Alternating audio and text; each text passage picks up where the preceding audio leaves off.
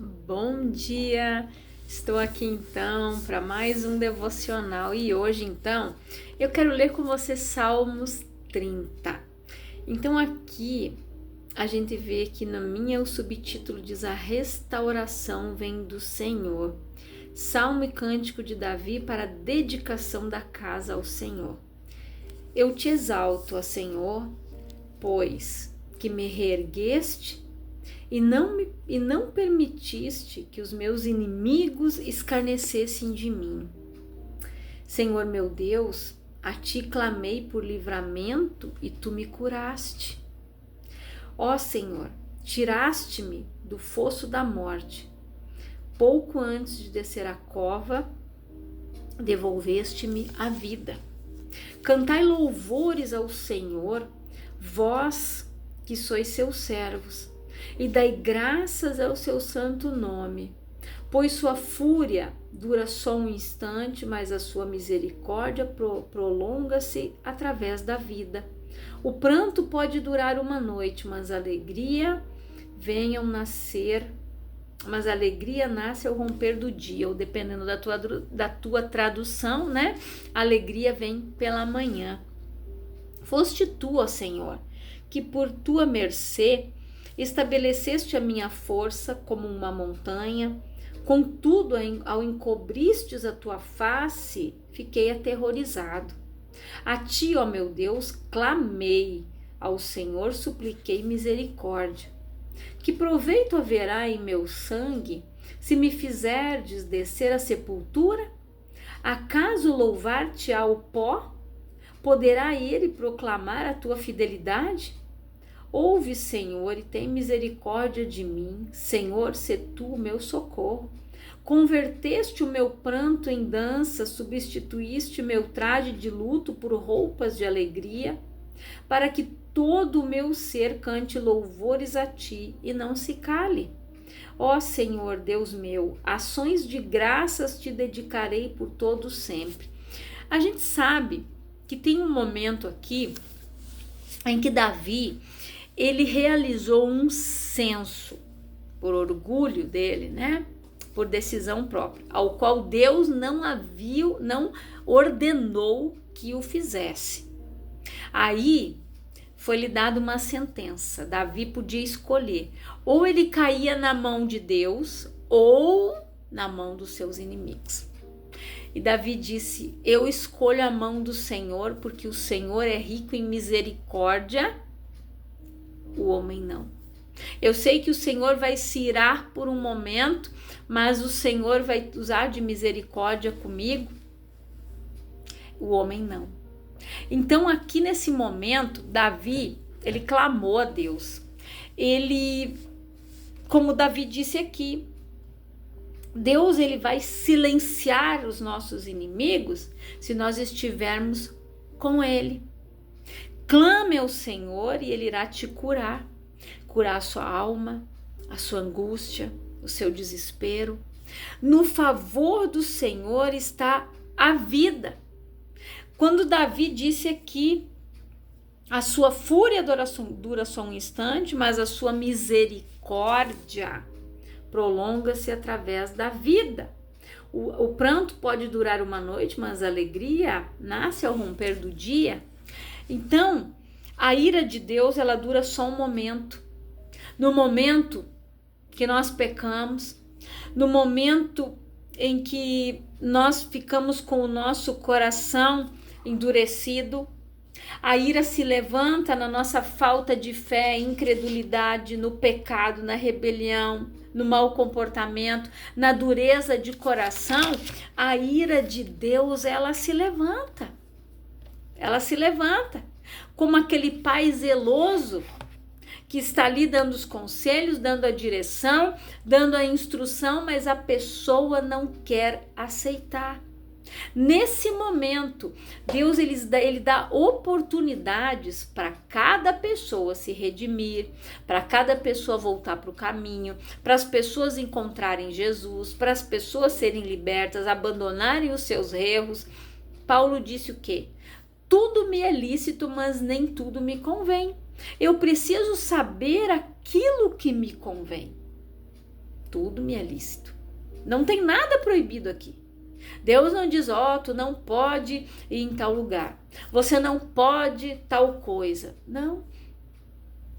Deus deixou o livre arbítrio. Nós escolhemos. Deus criou o homem para dominar e não ser dominado.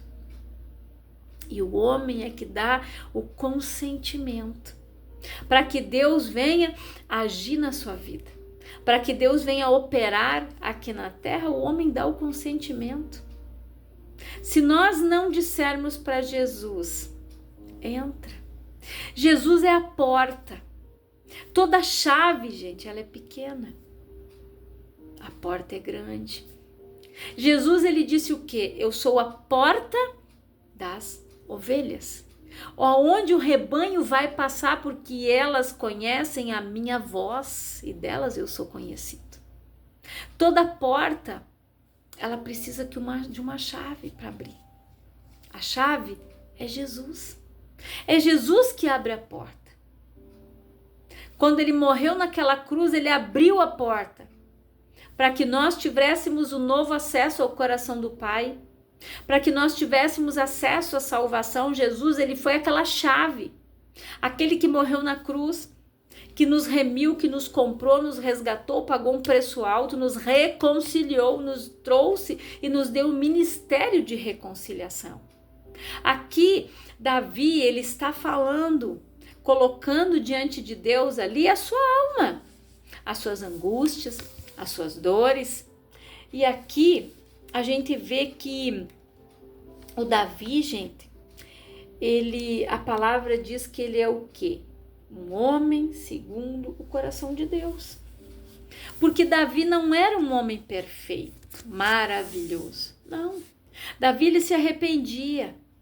Davi, ele colocava a alma dele diante de Deus, ele reconhecia suas fraquezas, ele reconhecia os seus erros, ele reconhecia que só Deus era Deus.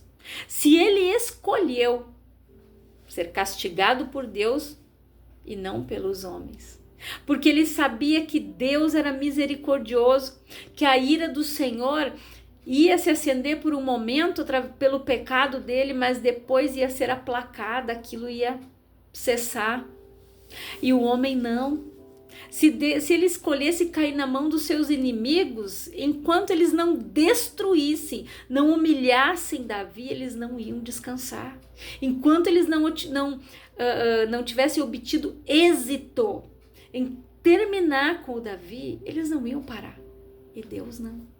Deus, ele tem misericórdia, Deus, ele tem compaixão da gente, ele sempre dá uma oportunidade, ele dá uma segunda, uma terceira, uma quarta, uma quinta chance para que a pessoa venha se redimir, largar aquilo de errado que ela está fazendo, para que a pessoa possa viver a vida e a vida em abundância que Jesus veio para dar. Ou você acha que Jesus, gente, Deus, ele mandou o filho dele passar por tudo aquilo que ele passou aqui? Assim, não. Deus mandou Jesus aqui com um propósito, com um objetivo de nos salvar, de nos comprar, nos resgatar de volta. Olha o amor de Deus. Já pensou, se nós fôssemos Deus, o que nós iríamos fazer? Muitas vezes as pessoas, elas se sentam tipo como se elas estivessem ali num trono. E ela começa a julgar todo mundo. Ela julga e ela condena, ela julga e ela condena. Ela não dá direito de ninguém advogar a causa dela, ela já dá dos outros, ela já julga e condena, julga e condena.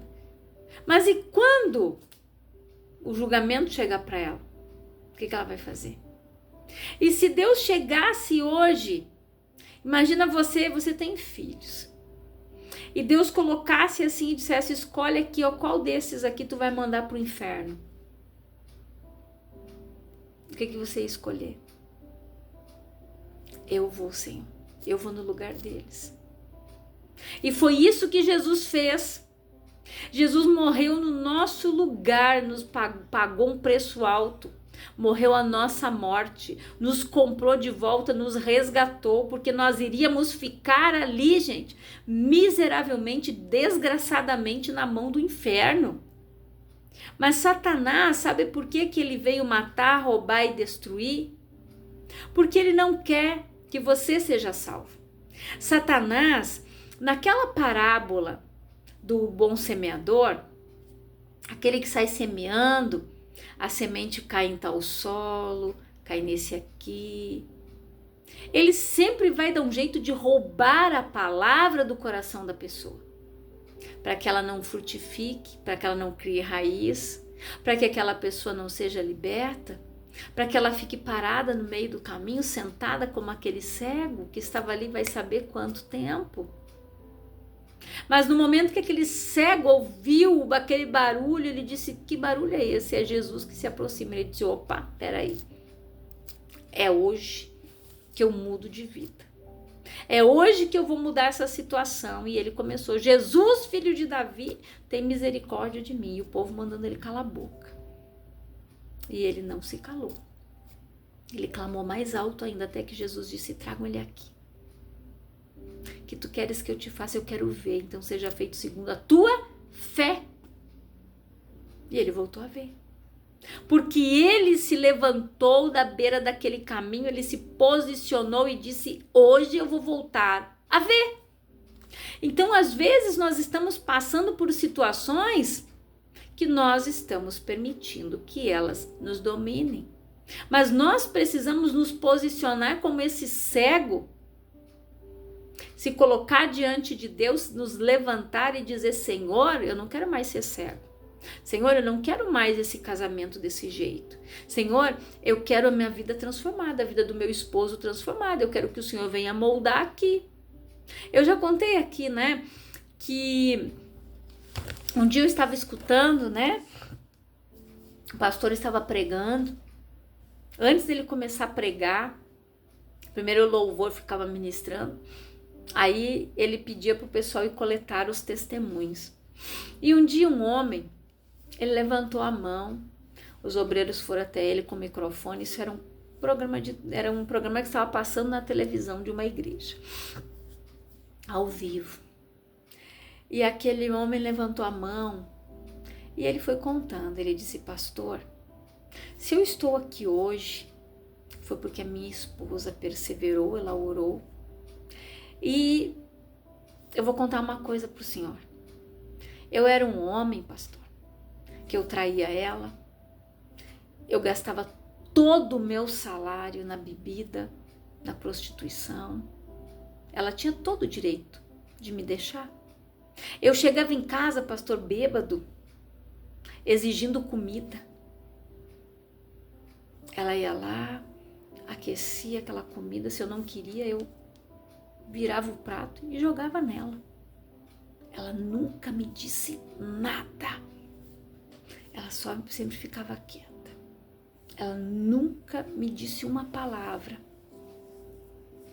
Até que um dia Deus falou o coração dele através das atitudes dela.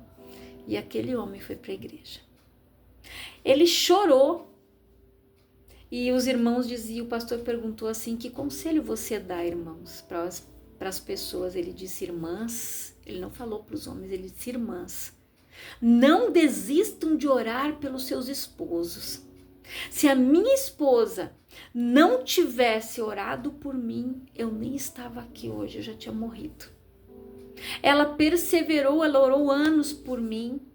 Ela aguentou toda a humilhação que eu fiz ela passar. Eu traía ela, mas ela tinha todo o direito de me deixar, porque hoje eu sei que pela palavra, biblicamente, ela estava amparada, porque eu realmente o adulterava, ele falou. E ela aguentou, sabe por quê? A palavra diz que o verdadeiro amor tudo suporta, espera, crê. E aquela mulher, eu creio que ela olhava para aquele homem com os olhos de Deus, com o amor de Deus no coração dela, vendo a obra que Deus iria fazer. Ela não estava olhando para aquele bêbado, para aquele adúltero, para aquele homem que chegava em casa, que jogava comida nela. Nossa, essa é forte. Se fosse outra, pegava, dizia, ó, vai. Pega aqui o que é teu e vai embora. Mas não. Porque ela viu que Satanás estava cumprindo um plano de destruição na vida do marido e no lar dela. Que Satanás queria destruir a vida dela e a vida do marido. Ela tinha todo o direito de ter abandonado ele. Mas ele disse, se ela não tivesse orado por mim, hoje eu não estaria aqui. Ele disse, irmãos, eu ia estar morto. Com certeza, ele disse, eu estaria morto, eu não estaria aqui hoje dando esse testemunho para vocês. E ele chorava e falava, irmãs, não desistam de orar pelos seus maridos.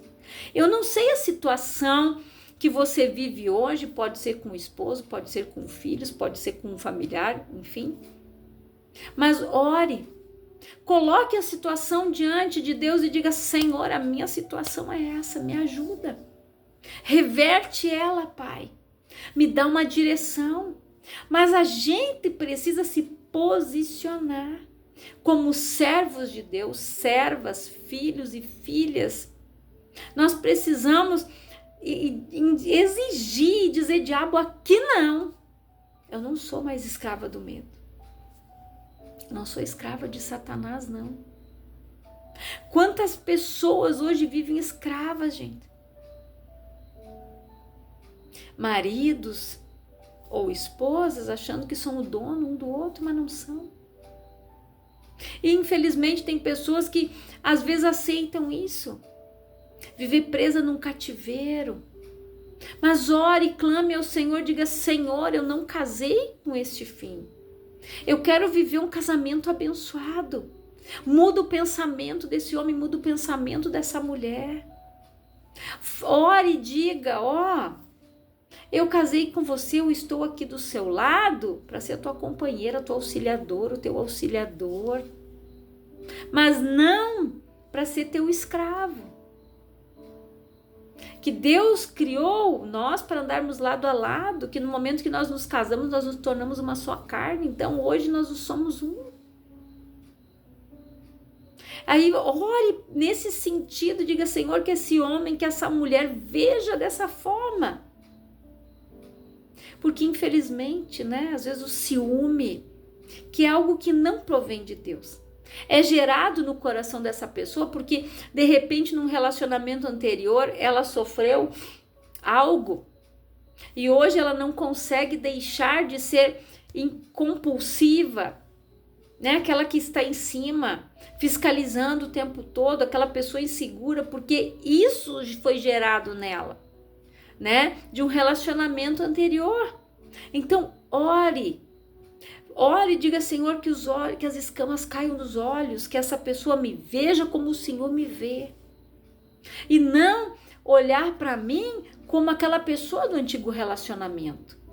Que ela possa ver a diferença na minha vida, nas minhas atitudes como serva do Senhor. Se levante, se posicione e diga, diabo, aqui não. Quem é que já assistiu aquele filme O Quarto de Guerra? É como aquela mulher fez, o diabo estava ali se levantando no casamento dela e ela começou a gritar e clamar, aqui não, diabo, aqui tu não tem vez na minha casa, no meu casamento, na vida do meu marido, tá repreendido isso em nome de Jesus. Ore pelo teu esposo, ore pela tua esposa e diga, Senhor, blinda eles, que eles não enxerguem aquilo que o diabo quer tentar colocar nos olhos deles para fazer eles pecar, adulterar só com o olhar, Pai, desejar. Porque essa é a intenção do inferno. Às vezes a pessoa nem cometeu o ato fisicamente, mas só dela desejar, ela já pecou. E aqui, gente, quando Davi ele fala que lá, né, o pó, na sepultura, que louvor ele ia dar a Deus. Deus restaurou a saúde dele. E busque o favor do Senhor. Davi, ele tinha um pouco de orgulho. O dinheiro não livrou ele. Não livrou. Quando Deus encobre o seu rosto, como Davi disse aqui, Nós ficamos perturbados. Quantas vezes, de repente, você já orou, você esperou, e aquele silêncio, e Deus não falava com você, e você começou a ficar inquieto, aquilo é perturbador. Aí o diabo começa a trabalhar na mente, dizer, Deus não ouviu a tua oração, deixa de ser bobo, né? O diabo começa assim, ore, não até Deus te ouvir, porque Deus te ouve, mas até você ouvir a voz de Deus. Ore, clame, chore. O choro dura uma noite, mas a alegria vem pela manhã, é o que está escrito aqui. Você chora hoje, mas aquele que semeia com lágrimas, ele vai colher com alegria aquilo que ele semeou lá atrás. Toda oração, toda vez que você dobrou o teu joelho, cada lágrima que você derramou pelo teu casamento, pela vida do teu cônjuge, pela vida dos teus filhos, você vai ser honrado. Porque a palavra diz que aquele que semeia com lágrimas, com alegria, vai colher os seus molhos. Vai trazer em abundância. Tudo aquilo que você está semeando com lágrimas, cada vez que você dobra o teu joelho, você clama, você chora e você ora, Deus, ele está ouvindo. Não pense que o Senhor é surdo, porque a palavra diz que os ouvidos dele não estão agravados para que não nos possa ouvir, ele ouve. Mas nós precisamos orar até que a gente ouça a voz de Deus, porque a nossa ele ouve desde o primeiro momento que você abre a boca. A nossa oração, ela chega como um incenso que Deus faz. Meu filho está orando, minha filha está orando, está falando comigo, está clamando. Clama a mim e responder-te-ei. Coisas grandes e ocultas que tu não sabe, então clame.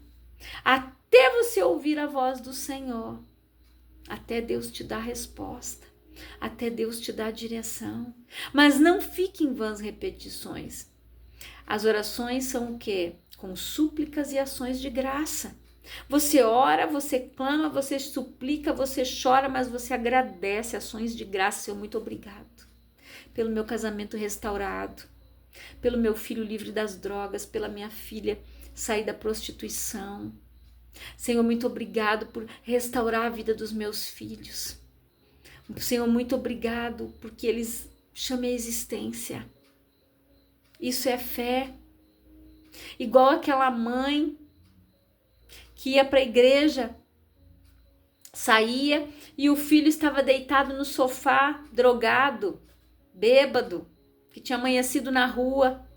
Mas aquela mulher, quando ela chegava em casa, que ela vinha do culto, ela via aquele filho deitado, ela dizia o quê? Esse não é o meu filho. Esse não, Senhor. O meu filho é um homem de Deus, é um servo do Senhor, Pai. Esse aqui não é o meu filho. O meu filho é um homem de Deus. E assim aquela mulher dizia. Toda vez que ela chegava em casa, ela não reclamava, ela só dizia, esse aqui não é o meu filho. O meu filho é um homem restaurado, abençoado, é um servo de Deus, é um homem de Deus.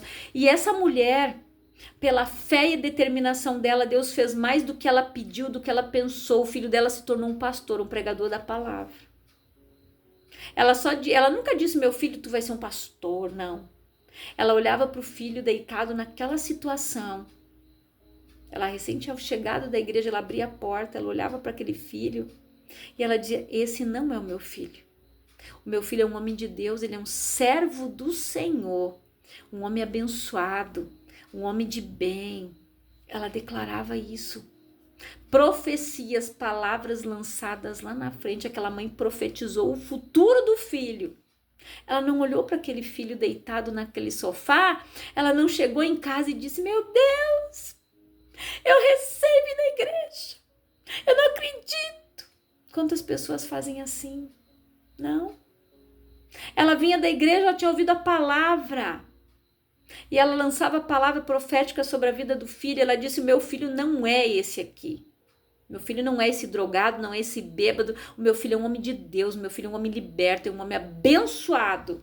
Foi isso que essa mãe profetizou. E é isso que você tem que profetizar no teu casamento, na vida dos teus filhos, na vida dos teus netos, no teu trabalho, seja lá onde for, profetize. E Davi, ele disse o que ali, né? Que quando Deus encobre o seu rosto, a gente fica perturbado, gente. Então ore, não permita que essa perturbação roube a tua paz. Diga, Senhor, eu sei que quando o Senhor está em silêncio, o Senhor está trabalhando. Que enquanto eu durmo, o Senhor trabalha, o que diz a tua palavra, descansa no Senhor. Deus tirou Davi da cova, perdoou os pecados de Davi, remiu ele, por isso Davi louvou a Deus em todo o tempo. Ele pede para Deus levantar ele, porque ele está depressivo. Então, cuide com aquilo também que você tem prometido para Deus. Aqui Davi ele disse para Deus que ele louvaria o Senhor em todo o tempo, durante a vida dele toda, e foi isso que Davi fez. Ele glorificou a Deus em todo o momento da vida dele. E quantas coisas de repente você tem prometido para Deus, Deus fez e você não fez a tua parte. Então cuide com o que você está prometendo. Cuide aquilo que você está falando para o Senhor. A palavra diz, aquele que fez algum voto não tarde em cumpri-lo. Então Deus, ele fez a parte dele. Se você não faz a tua, você dá legalidade para o diabo. Então cumpra o teu propósito, cumpra aquilo que você prometeu com Deus. Eu fiz um voto com o Senhor, então cumpra. Ah, Senhor, se tu fizer tal coisa, eu faço tal coisa. Deus faz, você não faz. Então abriu a porta. A palavra diz o que? Não deis lugar ao diabo. E muita gente está dando. Então ore, clame, seja grato por tudo, glorifique o Senhor, de onde Ele te tirou. Tem um louvor, né, que diz assim, projeto falido. Você já escutou? Ele investiu na construção da minha história, né? Então ali, projeto falido. E isso a gente era. Antes de Jesus nos encontrar, antes de Jesus morrer naquela cruz, todos nós éramos um projeto falido. Mas Deus investiu na construção da nossa história, na remissão dos nossos pecados, de nos tirar das trevas e nos trazer para a luz, para a sua maravilhosa luz. Nós éramos um projeto falido aos olhos de Satanás, né? Consegui. Tirei o homem do Éden, tirei ele da presença, tirei a intimidade. É isso que Satanás quer. Ele olha e ele tem esse desejo que a gente continue sendo um projeto falido, mas nós não somos falidos, porque Deus, os seus planos são perfeitos. A palavra diz que aquilo que Deus sonhou vai se cumprir. Se Deus disse algo, vai acontecer. Aquilo que Deus profetizou, aquilo que Deus lançou sobre a nossa vida, amém, vai acontecer. Deus nos chamou para ser cabeça, gente, não cauda, emprestar e não tomar nada emprestado. Eu tomo posse dessa palavra. Eu declaro ela todos os dias. Declaro ela sobre a vida do meu filho. Profetizo na vida dele, ele tem 7 anos. E eu digo, você vai ser um homem bem-sucedido, meu filho, abençoado. Deus te chamou para ser cabeça e não cauda. Você vai emprestar muitos e nunca vai tomar nada emprestado. O que você tem declarado sobre a tua vida, sobre o teu casamento, sobre a vida dos teus filhos, dos teus netos, dos teus sobrinhos, enfim? O que você tem profetizado sobre a vida dos teus familiares, sobre a tua casa, sobre o teu trabalho? Só Deus pode te tirar da cova em que de repente você se enterrou, você se enfiou. Pois é. E o diabo quer que você seja o quê? Um projeto falido. Mas ele investiu na construção da tua história, na galeria dos vencedores. Ele te colocou lá. Porque a palavra diz que ele nos fez mais que vencedores. Eu posso todas as coisas em Cristo que me fortalece. Paulo disse isso Cristo tem que ser a nossa força. A alegria do Senhor é a nossa força. E Deus, ele se alegra e nos fortalece quando nós oramos, clamamos, nós temos intimidade com ele, quando nós buscamos ele. Por que você acha que Deus levantou Davi daquela cova? Tirou Davi daquela situação em que ele estava? Porque Davi louvava a Deus. Reconhecia que ele era pó, que ele era fraco, que ele era pecador. Mas ao mesmo tempo, ele reconhecia a soberania de Deus o tempo todo na vida dele. Ele sabia que sem Deus ele não era nada. O que ia adiantar aquela coroa na cabeça dele? Se ele não tivesse Deus, se ele não tivesse o Espírito Santo, ele sabia disso. Nada daquilo ali ia ser fútil. Se ele não tivesse Deus, se ele não tivesse o Espírito Santo, a alegria da salvação do Senhor na vida dele. Então eu quero que você reflita nesta palavra, que você leia todo esse salmo, que o Espírito Santo venha falar ao teu coração. Se hoje de repente você está aí atribulado, você está dizendo, mas Deus, a minha situação de vida é essa, Senhor, eu sei que tu pode mudar. Eu sei que tu pode todas as coisas, o que é possível para mim eu estou fazendo, Pai, eu estou orando e colocando tudo diante dos pés da cruz. E o impossível é para ti, eu sei que o Senhor está trabalhando. Comece a confessar, comece a olhar para a tua casa e ver ela restaurada. Se hoje você olhar e ela está ali como Ezequiel, diante de um vale de ossos secos, que se você olhar você vai dizer, não tem nada aí, aos olhos naturais. Mas quando Deus perguntou para Ezequiel, ele disse, filho do homem, tem vida aí? Ele disse, Senhor Deus, tu o sabes. Então profetiza. E quando Ezequiel abriu a boca e começou a profetizar, houve um rebuliço. E é isso que acontece quando você profetiza, há um rebuliço no mundo espiritual. Quando você assume a tua identidade em Cristo. Quando você se posiciona como homem de Deus, mulher de Deus, serva, filho e filha, há um rebuliço no reino. Há um rebuliço. As trevas não querem que você seja bem-sucedido. As trevas não querem que você tenha sucesso, que você alcance a graça, o favor do Senhor, a misericórdia do Senhor. Há um rebuliço quando eu e você oramos. E quando nós profetizamos, a vida é gerada. O que Ezequiel disse? Começou a vir, os ossos se juntaram, veio os nervos, né, os músculos, os tendões, a pele, e faltava o fôlego de vida. Esse Deus soprou.